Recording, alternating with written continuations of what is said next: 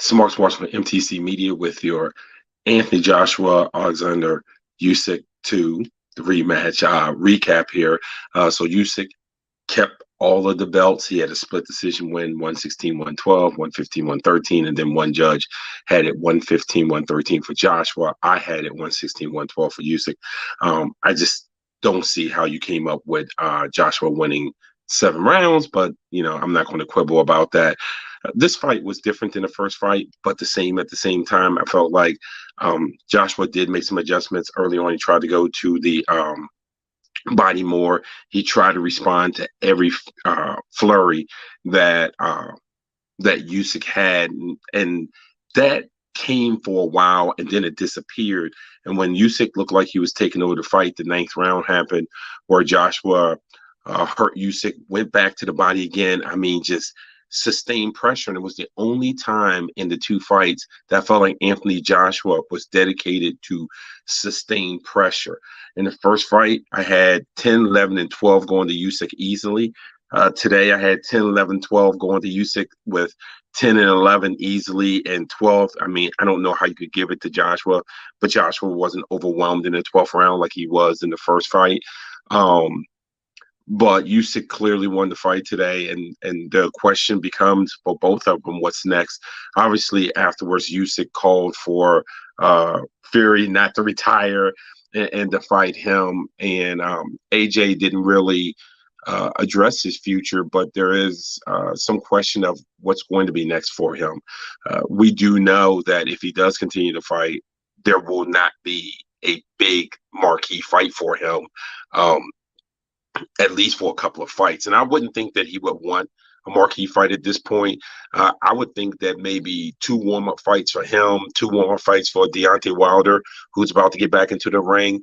Maybe those two go at it sometime, maybe in late 23. But even though if they go at it late 23, that would give 1 for Joshua and probably 2 for Wilder. That would be a good fight for him. It would be a fight that certainly was sell a ton of tickets. I mean, who wouldn't take Joshua and Wilder? There would be some question of where that would be fought. Would it be over in England? Would it be, in Brooklyn or Las Vegas or wherever the case may be? But for Usyk, he was impressive again today. Was more than just the left hand. The left hand really hurt Joshua in the first fight. This one was every adjustment in the way he went to the body more. His right hand was better. After that 9th round that Joshua dominated, it was Usyk that was timing Joshua when he would dip to try to go back to the body again, and he was hitting Joshua with flush uppercuts, flush shots, timing it correctly. So definitely a high IQ fighter who retained his title in high IQ fashion. Where would it go with him and Fury?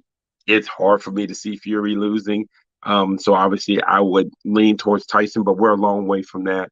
Usyk with another win, and I compared this to Fury and Wilder. There are times in boxing where it's just that one bugaboo fighter that you couldn't beat. Wilder can't beat Fury. We've seen it in the past with some fighters in the past, some great fighters in the past. Shane Mosley and Vernon Forrest. Shane Mosley just could not beat Vernon Forrest. Oscar De La Hoya could not beat Shane Mosley. It's just you see it sometimes. Look, Mike Tyson was never going to beat Evander Holyfield. So we've seen it. I just think that AJ and Usyk is just a bad match for him. AJ would be better off fighting a Fury or fighting a Wilder than a Usyk just because of the styles. So hats off to Usyk for retaining the title today.